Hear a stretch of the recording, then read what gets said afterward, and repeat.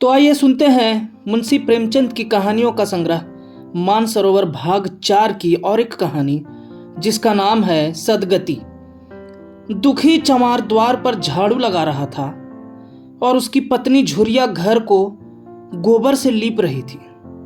दोनों अपने अपने काम से फुर्सत पा चुके तो चमारिन ने कहा, तो जाके पंडित बाबा से कह आओ ना, ऐसा ना हो कहीं चले जाएं। दुखी, हाँ जाता हूं, लेकिन यह तो सोच बैठेंगे किस चीज पर। झुरिया, कहीं से खटिया ना मिल जाएगी, ठकुराने से मांग लाना। दुखी, तू तो कभी कभी ऐसी बातें कह देती है कि देह जल जाती है। ठकुराने वाले मुझे खटिया देंगे? आग तक तो घर से निकलती नहीं, खटिया देंगे? कैथाने में जाकर एक लोटा पानी मांगूं तो ना मिले, भला खटिया कौन देगा? हमारे उपले सेंठे भूसा लकड़ी थोड़े ही है कि जो चाहे उठा ले जाए। ला अपनी खटोली धोकर रख दे, गर्मी के दिन तो हैं, उनके आते आते सूख जाएगी। झुरिया, वे हमारी खटोली पर बैठेंगे नहीं, देखते नहीं कितने नेम धर्म से रहते हैं। दुखी ने जरा चिंतित होकर कहा, हाँ यह बात तो है। महुए के पत्ते तोड़कर एक पत्तल बना लूं तो ठीक हो जाए। पत्तल में बड़े बड़े आदमी खाते हैं, वह पवित्र है। ला तो डंडा, पत्ते तोड़ लूं। झुरिया, पत्तल में बना लूंगी, तुम जाओ, लेकिन हाँ उन्हें सीधा भी तो देना होगा। अपनी थाली में रख दूं? दुखी, कहीं ऐसा गजब न करना, नहीं तो सीधा भी जाए और थाली भी फूटे। बाबा थाली उठाकर पटक देंगे।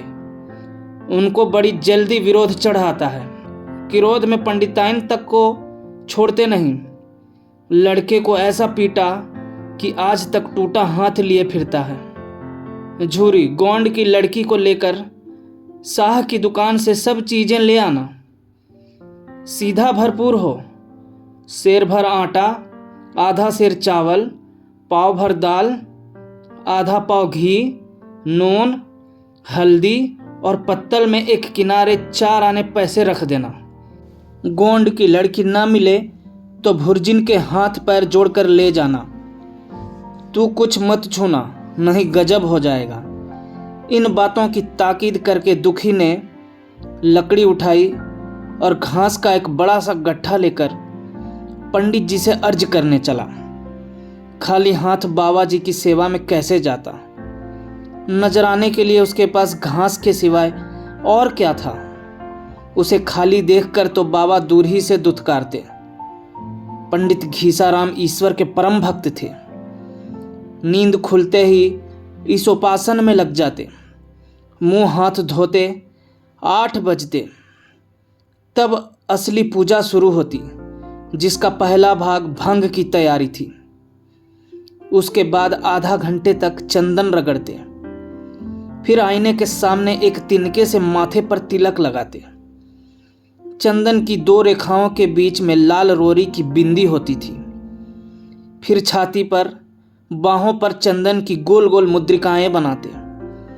फिर ठाकुर जी की मूर्ति निकालकर उसे नहलाते, चंदन लगाते, फूल चढ़ाते, आरती करते, घंटी बजाते।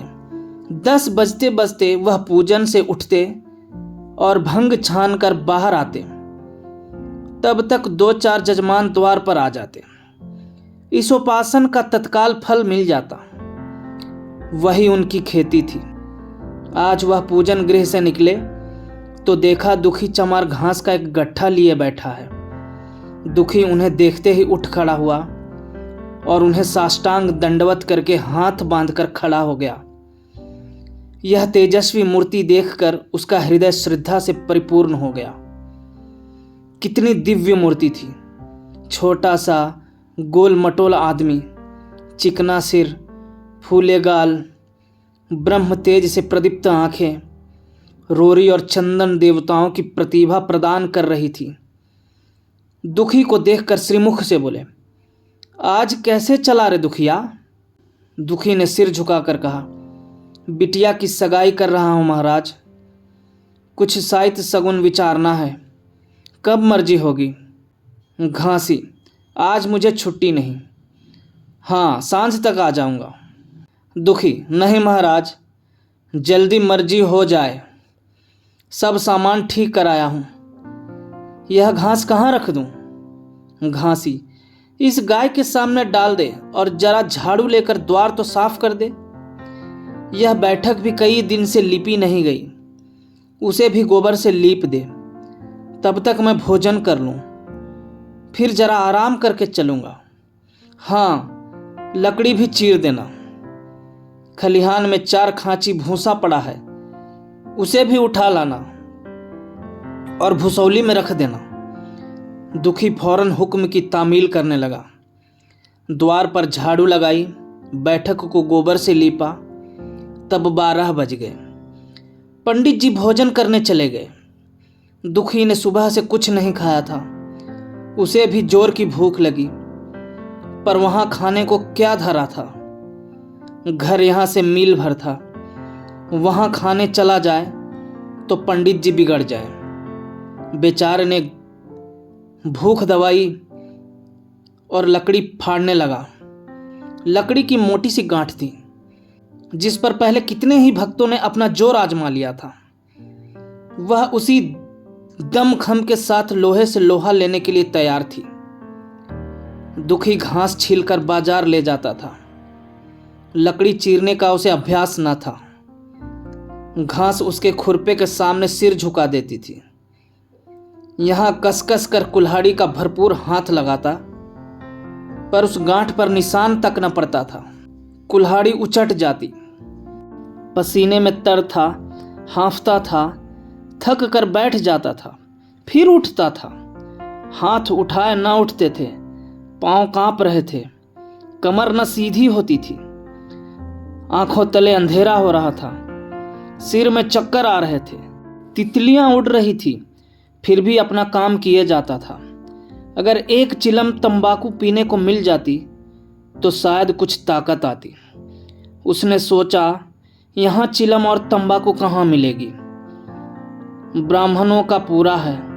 ब्राह्मण लोग हम नीच जातों की तरह तंबाकू थोड़े ही पीते हैं। सहसा उसे याद आया कि गांव में एक गोंड भी रहता है, उसके यहाँ जरूर चिलम तंबाकू होगी। तुरंत उसके घर दौड़ा। खैर, मेहनत सफल हुई। उसने तंबाकू भी दी और चिलम भी दी, पर आग वहां न थी। दुखी ने कहा, आग की चिंता न करो भाई, मैं जाता हूं, पंडित जी के घर से आग मांग लूंगा। वहां तो अभी रसोई बन रही थी। यह कहता हुआ वह दोनों चीजें लेकर चला आया और पंडित जी के घर में बरौठे के द्वार पर खड़ा होकर बोला, मालिक, रचीके आग मिल जाए तो चिलम पी ले। पंडित जी भोजन कर रहे थे। पंडिताइन ने पूछा, यह कौन आदमी आग मांग रहा है? पंडित, अरे वही ससुरा दुखिया चमार है। कहाँ है? थोड़ी सी लकड़ी चीर दे। आग तो है, दे दो।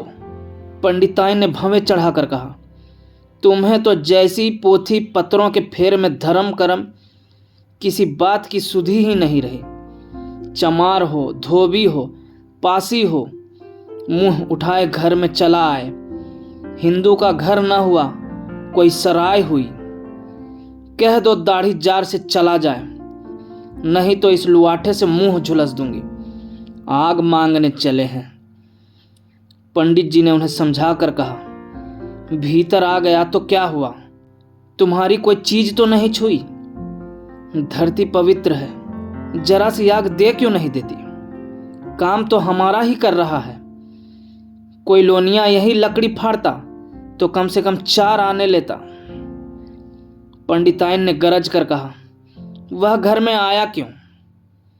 पंडित ने हार कर कहा, ससुरे का अभाग था और क्या। पंडिताइन, अच्छा, इस बखत तो आग दिए देती हूं, लेकिन फिर जो इस तरह घर में आएगा तो उसका मुंह ही जला दूंगी। दुखी के कानों में इन बातों की भनक पड़ रही थी। पछता रहा था नाहक आया। सच तो कहती है, पंडित के घर में चमार कैसे चला आए। बड़े पवित्र होते हैं यह लोग, तभी तो संसार पूजता है, तभी तो इतना मान है। भर चमार थोड़े ही हैं। इसी गांव में बूढ़ा हो गया, मगर मुझे इतनी अकल भी ना आई। इसलिए जब पंडिताइन आग लेकर निकली तो वह मानो स्वर्ग का वरदान पा गया। दोनों हाथ जोड़कर जमीन पर माथा टेकता हुआ बोला, पड़ाइन माता, मुझसे बड़ी भूल हुई कि घर में चला आया। चमार की अकल ही तो ठहरी। इतने मूर्ख ना होते तो लात क्यों खाते। पंडिताइन चिमटे से पकड़कर आग लाई थी। 5 हाथ की दूरी से घूंघट की आड़ से दुखी की तरफ आग फेंकी। आग की बड़ी सी चिंगारी दुखी के सिर पर पड़ गई। जल्दी से पीछे हटकर सिर के झोंटे देने लगा। उसने मन में कहा, यह एक पवित्र ब्राह्मण के घर को अपवित्र करने का फल है। भगवान ने कितनी जल्दी फल दे दिया। इसी से तो संसार पंडितों से डरता है और सबके रुपए मारे जाते हैं। ब्राह्मण के रुपए भला कोई मार तो ले। घर भर का सत्यानाश हो जाए। पांव गलगल कर गिरने लगे। बाहर आकर उसने चिलम पी और फिर कुल्हाड़ी लेकर जुट गया। खटखट की आवाजें आने लगी। उस पर आग पड़ गई तो पंडिताइन को उस पर कुछ दया आ गई। पंडित जी भोजन करके उठे तो बोली, इस चमरवा को भी कुछ खाने को दे दो। बेचारा कब से काम कर रहा है, भूखा होगा। पंडित जी ने इस प्रस्ताव को व्यवहारिक क्षेत्र से दूर समझकर पूछा, रोटियां हैं?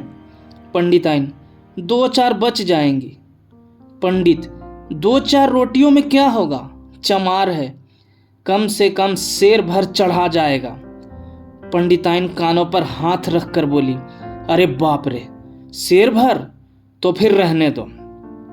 पंडित जी ने अब शेर बनकर कहा, कुछ भूसी चोकर हो तो आटे में मिलाकर 2 ठो लिट्टा ठोक दो, साले का पेट भर जाएगा। पतली रोटियों से इन नीचों का पेट नहीं भरता, इन्हें तो ज्वार का लिट्टा चाहिए। पंडिताइन ने कहा, अब जाने भी दो, धूप में कौन मरे। दुखी ने चिल्लम पीकर फिर कुल्हाड़ी संभाली। दम लेने से जरा हाथों में ताकत आ गई थी। कोई आधे घंटे तक फिर कुल्हाड़ी चलाता रहा। फिर बेदम होकर वहीं सिर पकड़ के बैठ गया। इतने में वही गौंड आ गया। बोला, क्यों जान देते हो बूढ़े दादा, तुम्हारे फाड़े यह गांठ ना फटेगी, नाहक हलाकान होते हो। दुखी ने माथे का पसीना पोंछकर कहा, अभी गाड़ी भर भूसा ढोना है भाई। गोंड, कुछ खाने को मिला कि काम ही कराना जानते हैं, जाके मांगते क्यों नहीं। दुखी, कैसी बात करते हो चिखुरी, ब्राह्मण की रोटी हमको पचेगी। गोंड, पचने को पच जाएगी, पहले मिले तो। मूंछों पर ताव देकर भोजन किया और आराम से सोए। तुम्हें लकड़ी फाड़ने का हुक्म लगा दिया। जमींदार भी कुछ खाने को देता है, हकीम भी बिगाड़ लेता है तो थोड़ी बहुत मजूरी देता है। यह उनसे भी बढ़ गए हैं, उस पर धर्मात्मा बनते हैं। दुखी, धीरे धीरे बोलो भाई, कहीं सुन ले तो आफत आ जाए। यह कहकर दुखी फिर संभल पड़ा और कुल्हाड़ी की चोट मारने लगा। चिखुरी को उस पर दया आई। आकर कुल्हाड़ी उसके हाथ से छीन ली और कोई आधा घंटे खूब कसकस कर कुल्हाड़ी चलाई, पर गांठ में एक दरार भी न पड़ी। तब उसने कुल्हाड़ी फेंक दी और यह कहकर चला गया, तुम्हारे फाड़े यह न फटेगी, जान भले निकल जाए। दुखी सोचने लगा, बाबा ने यह गांठ कहाँ रख छोड़ी थी कि फाड़े नहीं फटती, कहीं दरार तक तो नहीं पड़ती। मैं कब तक इसे चीरता रहूंगा। अभी घर पर 100 काम पड़े हैं। कार परोजन का घर है, एक न एक चीज घटी ही रहती है, पर इन्हें इसकी क्या चिंता। चलूं जब तक भूसा ही उठा लाऊं। कह दूंगा बाबा आज तो लकड़ी नहीं फटी, कल आकर फाड़ दूंगा। उसने छौवा उठाया और भूसा ढोने लगा। खलिहान यहां से 2 फरलांग से कम न था। अगर छौवा खूब भर भर कर लाता तो काम जल्द खत्म हो जाता। फिर छौवे को उठाता कौन? अकेले भरा हुआ छौवा उससे न उठ सकता था, इसलिए थोड़ा थोड़ा लाता था। 4 बजे कहीं भूसा खत्म हुआ। पंडित जी की नींद भी खुली। मुंह हाथ धोया, पान खाया और बाहर निकले। देखा तो दुखी झौवा सिर पर रखे सो रहा है। जोर से बोले, अरे दुखिया, तू सो रहा है? लकड़ी तो अभी ज्यों की त्यों पड़ी हुई है। इतनी देर तू करता क्या रहा? मुट्ठी भर भूसा ढोने में सांझ कर दी, उस पर सो रहा है। उठा ले कुल्हाड़ी और लकड़ी फाड़ डाल। तुझसे जरा सी लकड़ी नहीं फटती, फिर शायद भी वैसी ही निकलेगी। मुझे दोष मत देना। इसी से कहा है कि नीच के घर में खाने को हुआ और उसकी आंख बदली। दुखी ने फिर कुल्हाड़ी उठाई। जो बातें पहले से सोच रखी थी वह सब भूल गए। पेट पीठ में धंसा जाता था। आज सवेरे जलपान तक न किया था। अवकाश ही न मिला। उठना ही पहाड़ मालूम होता था। जी डूबा जाता था, पर दिल को समझा कर उठा। पंडित है, कहीं शायद ठीक न विचारे तो फिर सत्यानाश ही हो जाए। जब ही तो संसार में इतना मान है, शायद ही का तो सब खेल है, जिसे चाहे बिगाड़ दें। पंडित जी गांठ के पास आकर खड़े हो गए और बढ़ावा देने लगे। हाँ, मार कस के और मार कस के, मार, अबे जोर से मार, तेरे हाथ में तो जैसे दम ही नहीं है। लगा कस के।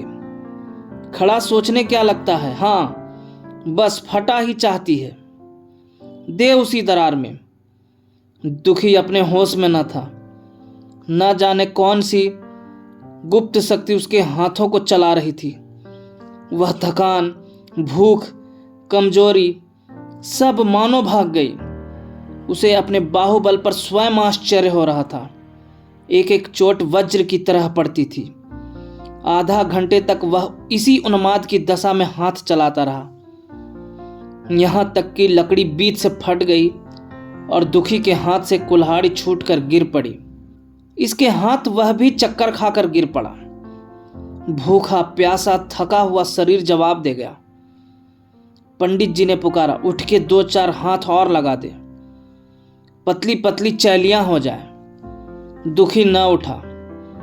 पंडित जी ने अब उसे दीख करना उचित न समझा। भीतर जाकर बूटी छानी, शौच गए, स्नान किया और पंडिताई बाना पहनकर बाहर निकले। दुखी अभी तक वहीं पड़ा हुआ था। जोर से पुकारा, अरे क्या पड़े ही रहोगे दुखी? चलो तुम्हारे ही घर चल रहा हूं। सब सामान ठीक ठीक है ना?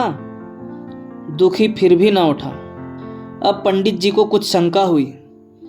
पास जाकर देखा तो दुखी अकड़ा पड़ा हुआ था। बदहवास होकर भागे और पंडिताइन से बोले, दुखिया तो जैसे मर गया। पंडिताइन हकबका कर बोली, वह तो अभी लकड़ी चीर रहा था ना? पंडित, हाँ, लकड़ी चीरते चीरते मर गया। अब क्या होगा? पंडिताइन ने शांत होकर कहा, होगा क्या? चमरौने में कहला भेजो, मुर्दा उठा ले जाए। एक क्षण में गांव भर में खबर हो गई। पूरे में ब्राह्मणों की ही बस्ती थी। केवल एक घर गौंड का था। लोगों ने इधर का रास्ता छोड़ दिया। कुएं का रास्ता उधर ही से था। पानी कैसे भरा जाए? चमार की लाश के पास से होकर पानी भरने कौन जाए?